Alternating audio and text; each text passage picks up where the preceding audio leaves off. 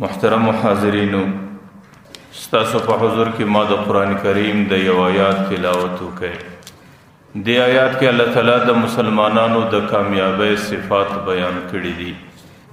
کچیرې هغه صفات د مسلمانانو په زندگی کې په دنیا کې راسي، نو د دنیا زندگی به هم د کامیابی پر طریقه باندې تیری شي.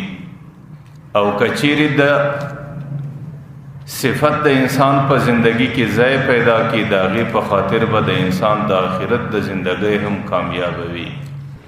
هغه صفت چې د هغې په وجه باندې د انسان د دنیا او آخرت د دواړو کامیابی نصیب کیږي، هغه صفت د صداقت او رښتیا ویل.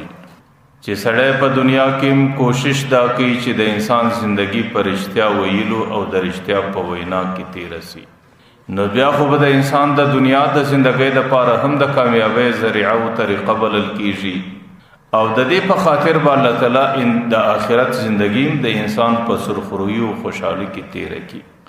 صداقت او رښتیا ویل د مسلمان په زندگی کې ډیر لوی عمل او ډیر لوی نیکی ده. او صداقت او رښتیا ویل د مسلمان د ټولي زندگی کامیاب صفت ده. اللہ تعالیٰ قرآن کریم کی صداقت اور رښتیا وینا دا د انبیاء صفت بللې ده. حضرت ابراہیم علیہ السلام په انبیاء کې ډېرې د لوړې مرتبې نبی و. د حضرت ابراہیم علیہ السلام لقب په انبیاء کې ابو الانبیاء، د انبیاء پلار.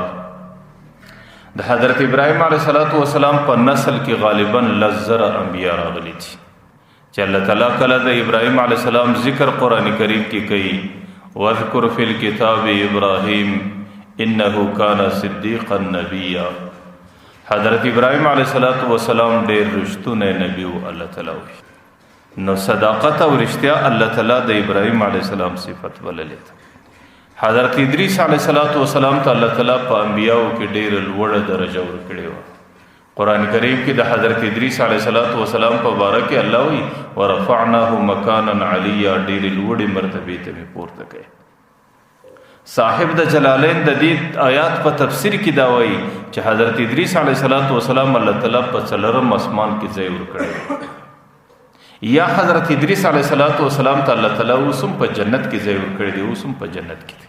چې کله قرآن کې د حضرت ادریس علیہ السلام ذکر راسي، نو اللہ تعالیٰ وَاذْكُرْ فِي الْكِتَابِ إِدْرِيسَ إِنَّهُ كَانَ صِدِّيقًا نَبِيًّا.